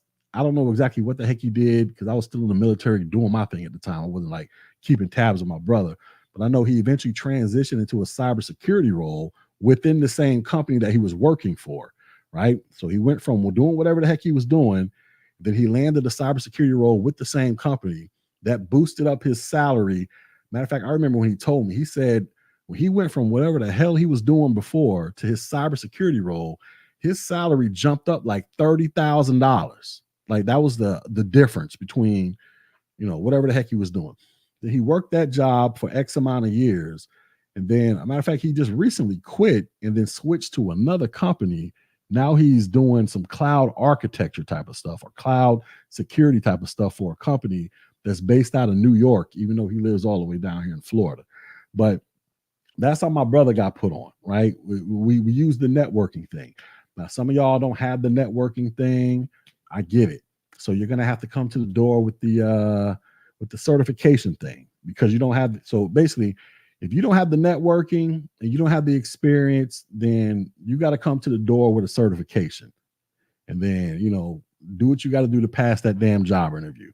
But like I said, if it's an entry level job like a help desk type of role, they hire everybody for the most part. You know what I'm saying? So as long as you can pass a job interview and people like you, there's a chance you can get hired. But that's how he got in. So I need to get him on here. I've been saying that for like 2 years, but he's a brand new father, so I don't know if he got the time to come on here now. CCNA is still worth it in the Seattle Tacoma area. Good number of jobs asked for. Yeah, it's still booming out there. But like I say, the market, everything is about the cloud and everything is about cybersecurity. But here's the thing that people got to realize. Well, how does this data get from point A to point B? So when you're out here saving pictures on your phone and it gets sent to the cloud, how does the pictures get from the phone to the cloud? It has to travel over the routers and switches. So there's somebody out there that has to design the network architecture, maintain the routers and switches, so the ones and zeros can travel across the network. So there's still a need for it. It's just not as glamorous and sexy and popular as it once was when I was coming in. Because like I said, when I came in, I got started in 2002. 2002, when I was in the Army, everything was about networking, A plus, Net plus certifications. Then go get your ICND 1, ICND 2. Basically, if you pass both of those, you're CCNA certified, or go get your CCNA. And that was like, you go get your CCNA, get out the Army, go make $1 million. Like that. That's all we were told back then. So that's what we did. We went out there, got our certs, CCNA, yada, yada, yada. Anyways, within the last 10 years or so, everything started shifting towards everybody needs to be cloud certified, know about the cloud, and also cybersecurity. So yes, CCNA is still booming. It's still popular. It's still a good certification to get, but it's just not heavily promoted and marketed. Based off of what I see, nowhere near as much as cybersecurity stuff and cloud stuff. But cybersecurity and cloud, like once again, they are directly related to networking because how the hell are the hackers getting in? Well, they're traveling over the network to get in, right? So all that stuff is related and bleeds over with one another. My first IT help desk job in Orlando, shout out to Orlando, that's where I live. My first IT help desk job in Orlando paid 17, but they gave me 1850 due to my A plus cert. Also, probably because the Lord was looking out for me. Shout out to the Lord. Yeah. So down here in Orlando, the big O town, yeah, entry level IT jobs like help desk type stuff, based off what I recall, it ranges around the $20 a mark. That's where a lot of people start off at. $20 now. um I guess they could be good or bad depending upon, okay, I'll put it like this. My son, he's a senior in high school, so let's just say he graduates, well, which he will be graduating, but he decides after graduation he wants to go get an IT job paying like $20 an hour. What's $20 an hour? $20 an hour um is how much a year? How much is that? All right, that translates to about $41,000 a year, right? For my 17, soon to be 18-year-old son, just graduating high school, making like $40,000 a year, and he's still living at home with me with no real bills. That's great money. That's pretty good money for an 18-year-old, considering the average salary in the United States is $39,000 a year, the average annual salary, right, across the board. That's pretty good money for an 18-year-old. For a 40-something-year-old man like myself, wife, kids, bills, mortgage, mortgages and all that crap, $18 an hour, $20 an hour ain't gonna cut it. I'm gonna have to get out there and start selling drugs or doing something. You know what I'm saying? It's not gonna cut it. So I guess it just depends on where you are in life and where you're starting and what type of support system that you might have as to whether or not $20 an hour is enough for you to get by. Because we just had somebody on here earlier who was talking about he has a full-time job and he has a part-time tech job because he can't afford to live off of the part-time tech salary, right? So it just depends on where you are in life, right? What up, Tech G? Is 35 too old to start a new career in tech? No, it's not. Listen, I've seen guys, matter of fact, I know of a guy right now. He's a retired correctional officer. Matter of fact, he used to work at the county jailhouse with my aunt, and my aunt retired, right? So he's a retired CO. I think he probably did like 25, 30 years as a correctional officer. So he's in his 60s right now. He's currently studying to get his A+ certification as we speak, learning IT because he wants to, he don't want to sit around just collect dust sitting at the house. He wants to go back out there and do some work. But obviously, he don't want to be out there dealing with inmates. So he's learning his A+ cert. That he's going to be going to go get his Network Plus and his Security Plus certificate. Like he's doing that right now as we speak, right? I've met plenty of people in their 50s and 60s who have started brand new careers in tech. So the only thing is with older people starting off in tech, you got to be realistic about income potential. And so what do I mean? So like I say, if you're doing a total career shift, like my man's coming from being a correctional officer, where he's never really had to deal with computers other than punching in inmate information and stuff like that. He may have been making $50,000, $60,000 a year as a CO, whatever the heck they pay, right? He comes into tech, he has to understand, you're getting your first IT job, you have no experience. You might not be making $50,000, $60,000 a year off the jump, even though this is what you're accustomed to, and this is what can support your current lifestyle in terms of paying your bills and your mortgage and all that crap, everything you're used to. You're doing a total career shift at this age with no experience in this industry. We got to be realistic here about what your starting income is going to be. It's probably going to be less than what you're currently accustomed to making, but that doesn't mean that you're going to be down there forever. You can move up relatively quick. But we gotta be realistic about this here. So that's the one thing I tell people who are older, who are and 35 ain't old. You know what I'm saying? Like 35, like, bruh, I was 35 like 9 years ago. You know what I'm saying? So 35, I know 35 feels old, but you ain't old, right? Like I say, the older you get, I'll put it that way. We gotta have some realistic conversations here about compensation expectations. All right, because a lot of y'all are gonna have to come in at a lower salary, But like I say, once again, that doesn't mean that you'll be stuck there forever. There's a lot of opportunity for you to move up relatively quick. It's not going to take you 10, 15 years to make 100 racks versus the 10, 15 years you would have to work as a CO or whatever, a truck driver, or I don't even know. I don't know if a truck driver is a good example, but whatever it is you were doing beforehand to make 100,000 plus.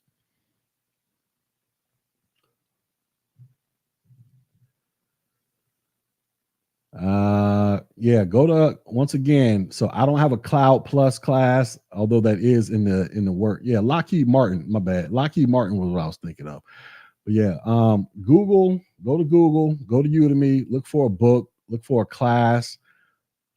I was supposed to put together a Cloud Plus class, but I just ain't got the time. But there are plenty of books out there. It's just a matter of what book you want and can you afford it, or go on to Udemy. I'm pretty sure somebody's selling a class teaching you Cloud Plus. I heard you talk about Dixon Hall in one of your lives. I was a 25U series doing AIT in 2013. We started at Dixon Hall and then went to Burkhart. Okay. Yeah, I was an instructor at Dixon Hall from 2010 to 2015. When year did I get out the Army? Yeah, I got out the Army in 2015. So yeah, I was at Dixon Hall. I was an instructor at Dixon Hall in 2013. So if you were there as a private, you probably saw me out there. I used to drive a blue motorcycle. I don't know if that really matters because where they had y'all line up for formation. Well, no, we used to park our motorcycles right in front of where y'all lined up. Anyways, I was there. I'll put it that way. I was in this, you know who else was an instructor there? I don't know if you know her. She's very popular on YouTube, on Facebook. What's her name? This is my dog right here. Damn it, what's her name? Oh, Amuse. Let me show you. Do you know her? Amuse. Let me see. Sorry. Where is she at? Oh, here we go. So let me show you somebody else who was at Dixon Hall, who's a very popular on Facebook. Let me see. Well, wrong screen. My bad. Let me take that off. I shared the wrong screen. Here we go. Her. You've seen, so have you seen her on Facebook? Amuse. Well, she has a Facebook page called Amuse. Her last name is Muse, M-U-S-C. She was an instructor at Dixon Hall too. Right? She makes a lot of videos on Facebook. She's retired from the military now, but while she was when she started blowing up on Facebook, she was a former drill sergeant, and then she became an AIT instructor. So she make a lot of videos, making fun of the military, doing a whole bunch of goofy little skits, and she got like hundreds of thousands of followers. Anyways, that's my homie in real life. She was a AIT instructor at Fort Gordon and Dixon Hall the same time I was there. So you probably came across her as well. Or you may have seen her. All right. That's the homie. Are there any IT jobs that a felon can get hired for? All right. So this is all right. So I'm gonna go ahead and say I don't know. Let me rephrase that. So, are there any jobs that a felon can get hired for? It depends on what you're applying for. So, if you're applying for a government job in IT and you got a felony, depending upon what the felony is, I'm going to lean towards it's probably going to be a little challenging for you. I'm not saying that it's 100% guaranteed that you won't get hired. I'm going to say it's probably going to be a little bit challenging for you. Cybersecurity type of roles, personally, I don't know of anybody that has a criminal record that works in a cybersecurity role. I'm not saying that there aren't any. I'm just saying that I can't think of one person that's worked in a cybersecurity role or even a networking role that has a criminal record, right? I don't know. Now, does that mean that you can't do other things in IT? Like I said, I guess it really depends on what the felony is in. Obviously, if you got something involving credit card or identity theft or, aggravated assault, robbery, Yeah, you're probably not going to be working certain jobs in tech. I can almost promise you that. But if you got like little petty charges, listen, I've never been arrested, so I don't know what the isn't a felony when you get convicted, sentenced to like a year or something like that. I'm not sure how the criminal justice system works, right? But I'm just saying, I would imagine there are jobs in tech where you can have a criminal record and do some things in it. But at the same time, I imagine that there are a whole bunch of tech jobs and with certain organizations that will not hire you because you have a criminal record. And then once again, I'm assuming that's all dependent upon what your criminal conviction is. So I can't give you a definitive yes or no answer to that. But all I can tell you is based off my experience and what I've seen in tech and the people that I've come up with and worked with in the past, I don't know of any of them that had some type of criminal felony conviction. But that's my experience.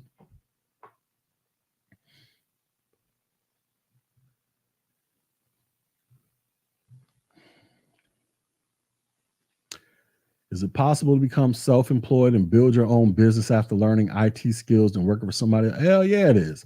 So, I used to work for this company downtown Orlando. Right, this is when I first got out the military. And then I moved back down to Florida. I used to work for this company. Our office was located in one of those co-op office environments where it's like you walking down, you walk into the building, and it's a whole bunch of different companies working on the same floor, and everybody got like these little weird cubicle glass rooms and stuff. Anyways, there was this one brother I came across, right, who had um his own computer iFixit business. Excuse me. Anyways, he would go around fixing iPads, laptops, phones. Like he had a whole mobile unit business, and he had his office set up in that spot. And I used to talk to him. Turns out he was ex-military as well. But he said that's what he did, man. He was like, he just wanted to see. He just started up his own company. He's like, yeah, I went and got my A plus net plus. He's like, I tried working for these companies, but after a while, he was like, I didn't like doing that stuff. And I think he really didn't like working for somebody else because a lot of us who come out of the military, a lot of us don't really like going to work for somebody else, even though a lot of us end up doing it anyway. But a lot of us got dreams of being entrepreneurs and doing our own thing because of all the crap we had to do in the military. But anyways, he actually went the route of starting his own business. And so he would just travel around making house calls, fixing people's computers, their phones, their laptops, because those little iFixit spots where you crack your iPhone or your iPad, that's a tech job. That's literally a tech job, right? They're busting down your tablet, or they're fixing whatever the heck it is on your computer and doing whatever. Those are legit IT jobs, and yeah, you can start a business doing that. I mean, that's just a simple. I'm not going to say simple. That's just a quote unquote low level type of thing. But there are other ways you can do consulting if you got enough experience where they'll hire you as a consultant to go in there and give your opinions and thoughts and ideas on how people should build their networks or build their cybersecurity infrastructure, cloud infrastructure. I mean, there are all types of entrepreneurial avenues. Hell, this YouTube channel of mine, teaching IT, this is an entrepreneurial thing as well. This is actually a part-time business for me, right? I would love to see it become a full-time business, but right now it's just a part-time business for me. But it's just a matter of how creative are you, and do you got the drive and the motivation and the capital to go out there and try to get whatever business you're trying to get launched off the ground? But like I say, you can start something as simple as being an iFixit store where you fix broken iPads and broken iPhones and things of that nature. Those are literally tech jobs, right?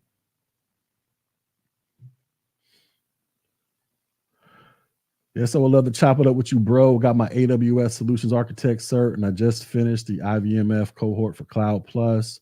I think my resume is holding me back. All right. So I'm not into the sprucing up people's resumes anymore because that takes way too much time. However, there is a company that I do send people to. And yes, let me go ahead and put it on my screen here. And yes, they are supposed to give me a little bit of money for doing this, but I've yet to get one paycheck from these people. But I keep promoting their stuff any doggone way. It's a company called Pathrise, right?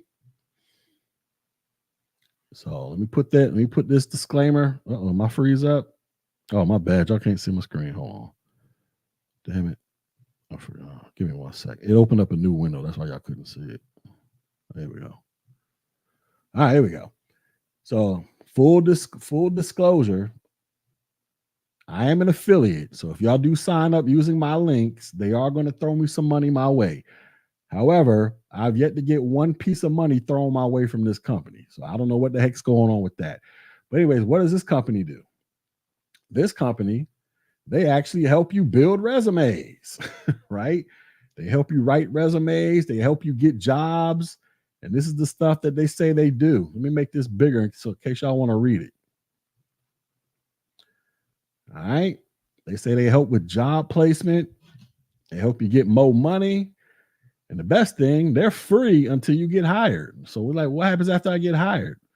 Well, according to them, you're going to participate in this thing called an income share agreement where they're going to get a portion of your new salary, right?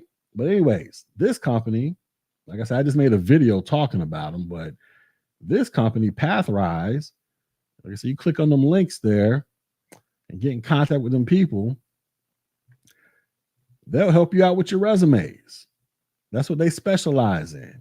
So I would say, so if your resume is holding you back, D, I would consider going this route, right? And how do you get over there? You got to complete some industry track, cybersecurity, IT. So you got your AWS, you get in your cloud, you should be good. You should be good money to go over here and apply and see if they can help you. But like I say, the best thing is they're free until you get hired. And according to them, they'll help you accomplish all this stuff right here. So that's what they specialize in. I don't specialize in the resume stuff. That takes up way too much time. Hopefully that addresses your concerns. Is cybersecurity boring? Yes. I recently watched the web developers live stream called Coding Phase. Someone asked him a question about cybersecurity, and his response was he said it's boring. Yes. So here's the thing. Cybersecurity is an umbrella term. So everybody thinks of cybersecurity, right? Y'all think of some IT guy sitting in the back with the neon lights, and then somebody just hacked into something. The next thing you know, the red alarm lights are going off, and then they got like a big giant computer screens in front of their faces, and they're just click clacking and just typing away. Y'all think that's what cybersecurity people do because that's what y'all see in the movies, right? Here's the reality. Most cybersecurity professionals got 2 or 3 monitors open. On two of those monitors, they probably got whatever systems that they're in charge of looking at. And then they got another window with another system for incoming tickets that they might have to respond to. And then on the other one, it's like I say, it's a bunch of lights, little green, red and green lights doing whatever the heck they do to indicate what systems they're monitoring.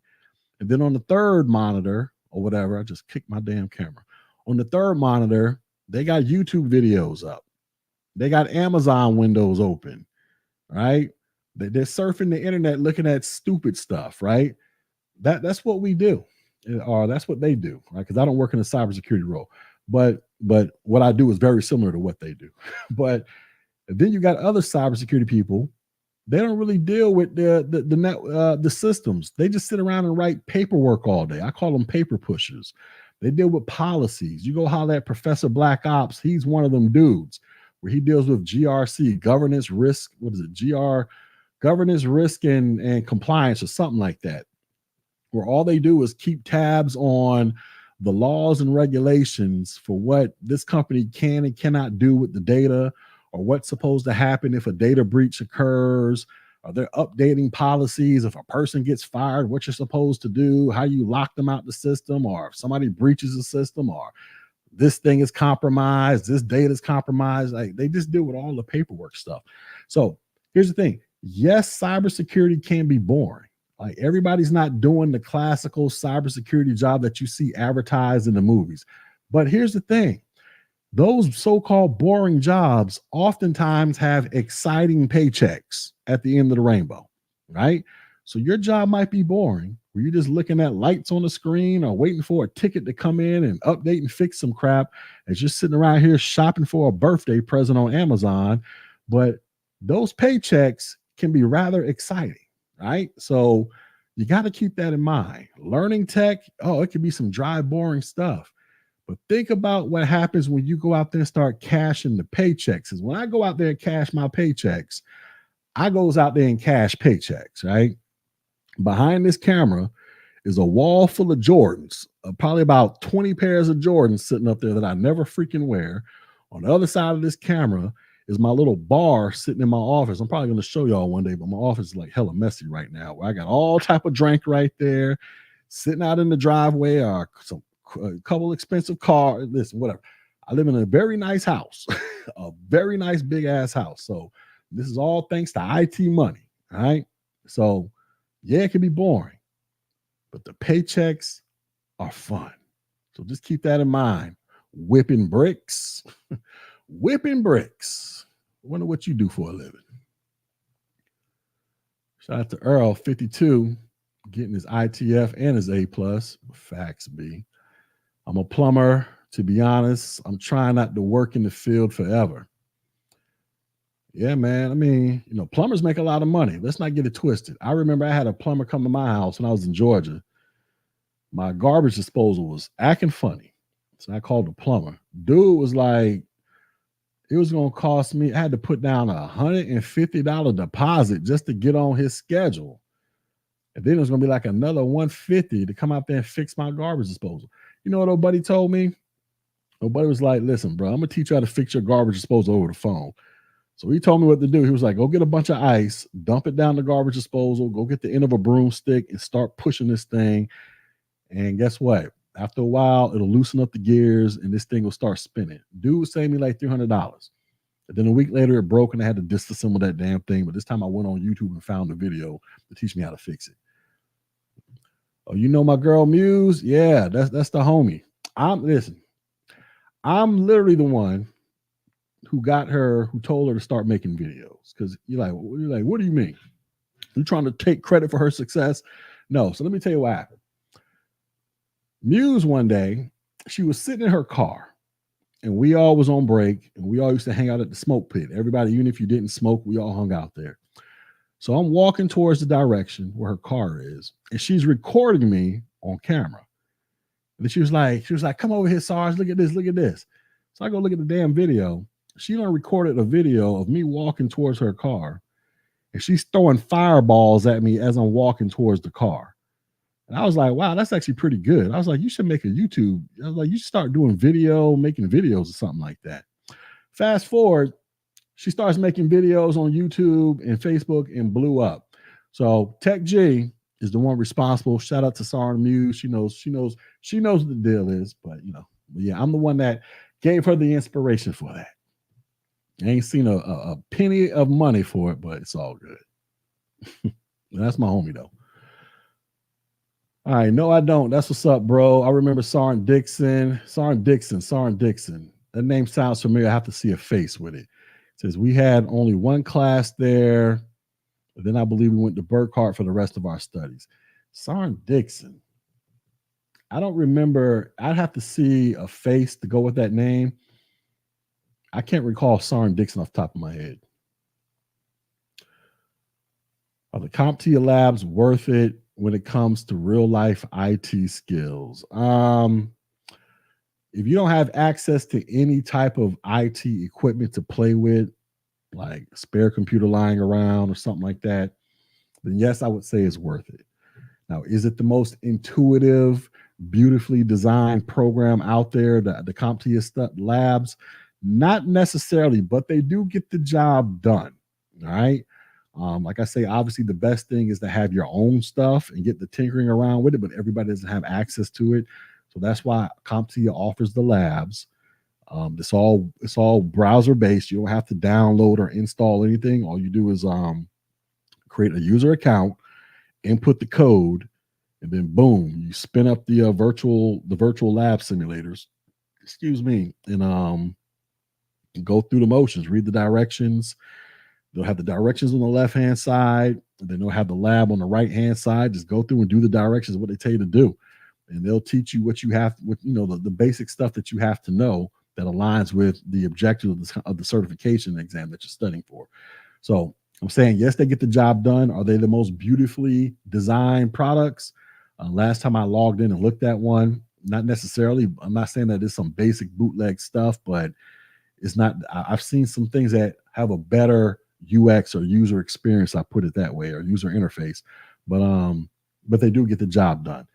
And also, I sell them. So you go to TechG's website, my website, I sell discounted labs. So if you need some comp to your labs, I sell them on my website. You can get a discount, baby. Holla at your boy. All right, y'all. I've been on here 2 hours. I was supposed to go through a couple more questions. Let me see.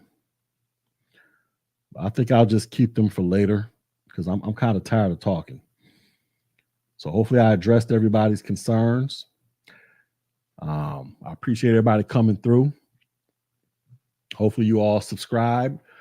Hopefully those of y'all who are interested in IT, you go sign up for a membership on this channel. I teach the A+, Net Plus, Security Plus.